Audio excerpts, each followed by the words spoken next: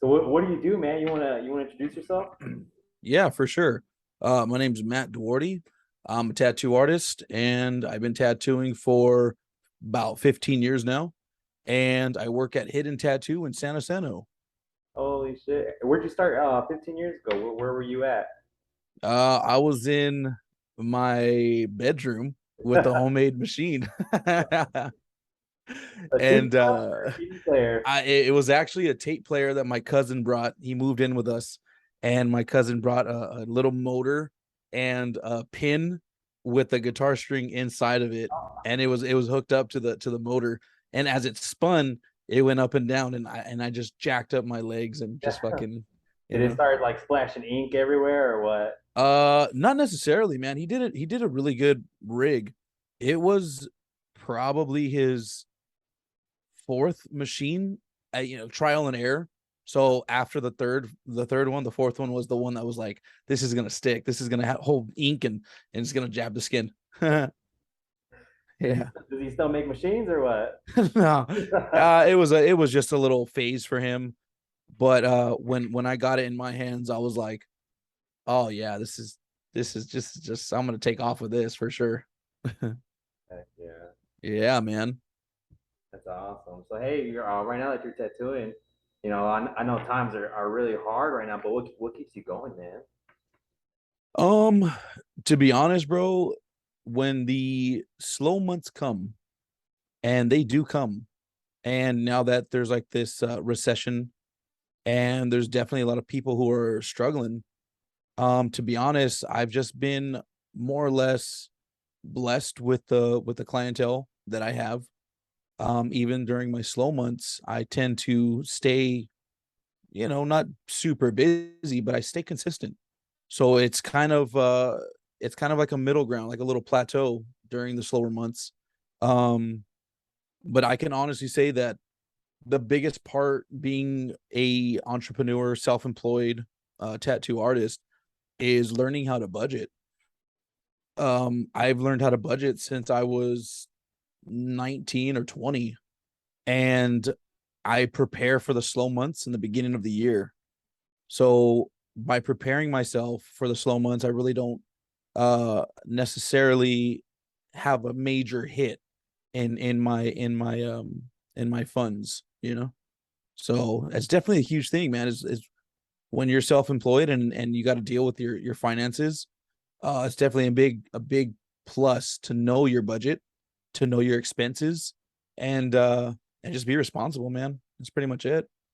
Excuse me. I think that's crazy you brought that up. Today, me and some of the guys, some of my coworkers were talking, and I forgot who brought it up, but they were saying typically the people who already typically like low income families who have it not as hard during the times of recession because they already know how to stretch that dollar bill. It's all the people that are like comfortable that tend to panic more. Everyone's going to get hit regardless. Everyone's going to feel it, but that stress, that mentality of hey, we can make it. So at least we can squeeze this one check for the next 3 weeks. It's like a lot of people have to learn how to do that, and some people don't have the mentality. They think that oh no, it's just gonna be fine, and it doesn't always work out like that. Yeah, I think that has a lot to do with also just your personal faith also. It's just day by day, man. Yeah. You know, I've seen it hundreds of times with family and also with friends. Um, it's day by day, dude, and things can change for you in a day. So I find it so much more comforting and so much more peaceful when you don't worry about tomorrow or the next day or the next day, because I strongly believe that every single day is such a blessing. And you know, I don't worry about what happened yesterday. I don't worry about tomorrow. There's enough stress today in itself to, so I just feel like what's important is right now, this very second, and staying focused on that alone. I feel like you're more uh predominantly focused on just making one simple move throughout the day. You know what I mean? If that makes sense. Oh no, definitely, man. I noticed a bunch of people, especially right now. Everyone's like talking about stuff going on at home, and how they're feeling about the times and money. And a lot of people are that they're more used to now. I got to focus on today because a lot of people had issues before the recession even started, and they're trying to make ends meet, but they're carrying on all this stuff that already happened, all this stuff that doesn't even matter. And Bingo. I forgot who said it. If you're still thinking about what happened yesterday, you're not going to be ready for today, and if you're not ready for today, you're setting yourself up for disaster tomorrow. Bingo, Doug. My dad had a metaphor that he taught us when we were younger, and I still wholeheartedly go by this. And he said, get a dandelion, and if you blow on it and you see all the little pieces of the dandelion, right? Yeah, And you're looking at them, right? And they don't bother you. Only the ones that fall on you, the ones that affect you, are the ones you can deal with. All the other ones, you just look at them. There's nothing you can do about it. You let so he said those are your problems. Those are all the problems that you have no control over. But the ones that land on you, you have full control on what you choose to do with those problems. You know what I mean?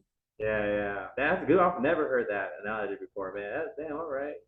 It's a I'm good glad one, I isn't it? recorded that. Yeah, I'm glad I recorded that, man. Yeah, man, use it. Tell everyone. Hell Hell yeah.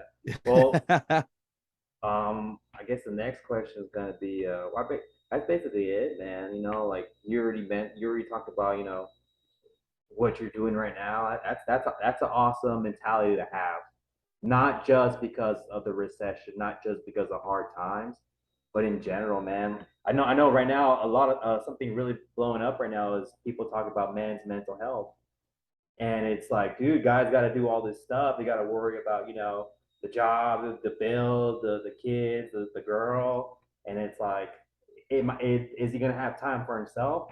And that doesn't matter. It's like, that's not what you should be focusing on. What you should be focusing on as a man is, are you taking care of your responsibilities? And I feel like we got in a place of being so comfortable, we started to think too much of ourselves, of our, what we want to be able to do versus what we have to do. And that's not something that men were designed for. Well, I have a lot to say about that, man, to be honest, but I'll give you a short version. Um I mean, I feel like men in general, I mean, obviously we have responsibilities. And some have more responsibilities than others with kids and relationships. But you got to understand, man, if you're struggling mentally, that's a huge thing that most men don't really talk about. But I feel like if you are struggling, it's harder for you to deal with your responsibilities as a man. So I feel like taking care of your mental health first is priority over everything and anything. And your significant other or your girlfriend, your lady, fiance, boyfriend, whatever the hell your situation is, I feel like that is also something that they should strive to looking like helping with also, because a relationship, for men and women or men and men, whatever the hell the situation is not 50-50, man. I hate that analogy. It's always 100% on the man and 100% on the woman. And I feel like that woman that you're there for, if she really genuinely cares for you and respects you as a man, then she will be there for you by helping you with your mental health and being there for you and actually being that rock for a bit while you're down. Because the men who are falling and their spouses or significant others are watching them and not doing anything, that's a tough thing, man. That's like, it's heartbreaking. So if a woman is there to be with you for who you are, and you're there and like hurting and mentally and physically drained and anxiety and depression, and it's so easy for a man to fall into that. And if that woman isn't there to lift you up and help you and build you up, then maybe that's not the woman for you, man, because that's very important for a man in order to be the man, to provide, to protect, and to have and to take care of his responsibilities. It's a man's responsibility. And if you're not mentally stable, that shit is twice, 10 times harder. Because I mean, on top of financial, there's mental, there's physical, and then also you're taking care of other little human beings, your fucking kids, and then also your significant other. We have a lot riding on us, man, and I find it so hard, and especially nowadays, man, a lot of women, tend to think that it's all you, it's all you, man. Like it's you, and you deal with your shit. You're a fucking man, and deal with it, type shit. But dude, oh, it's so hard. It's stressful because there is a lot more men who are hiding their depression, hiding their anxiety, hiding their mental health, and it's crazy, man. Like I have so much to say about stuff like that, especially with personally with myself, what I went through and my mental health journey, where I was just fucked up, man. And I had to stop tattooing at a certain spot because of it, where it was physically like draining me because of my mental health. But you know, once you discover and handle that issue with your mental health and within yourself, oh God, it's beautiful. It's just a beautiful thing, man. You can openly admit, like this is it, this is who I am, this is what I want to do, this is what I'm going to push for, this is where I see myself, and this is where I'm going to go. And it just seems so much more clear on the things you need to do. Like it's just automatically like, dude, I need to worry about me, because if I can't worry about myself and I can't take care of myself, how the fuck am I going to take care of anyone else? You know what I mean? Damn, man, you want maybe throw a couple tears right now, man. I'm like, yeah. You know what? I think that was around the time when I was no longer going to the tattoo shop. That's around the time you took off. Was that Yeah, I remember you there for a bit, and yeah. a little bit? Yeah. Okay. Yeah.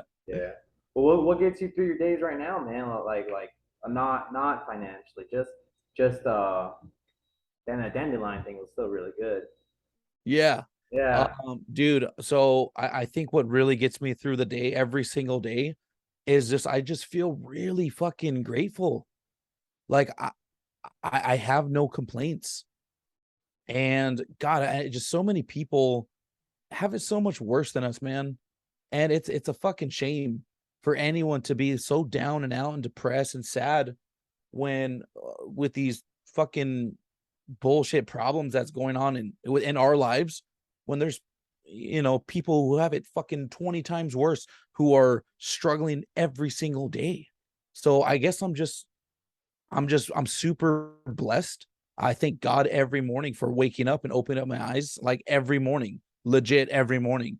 And it's like, dude, I could have died in my sleep last night, and it's so refreshing, and literally, like, it's such a good feeling to wake up and be like, dude, the possibilities are endless, right? And it's just like, man, once you get your mental right and your physical right, it's like, dude, it's like you can take on the world, bro. It's so I wake up super grateful. I wake up blessed, and I just get my routine going. I think a routine every day is very important, because I feel without a morning routine or any routine, I feel like it's just preparing you for some chaos that you have no clue what the fuck's going on.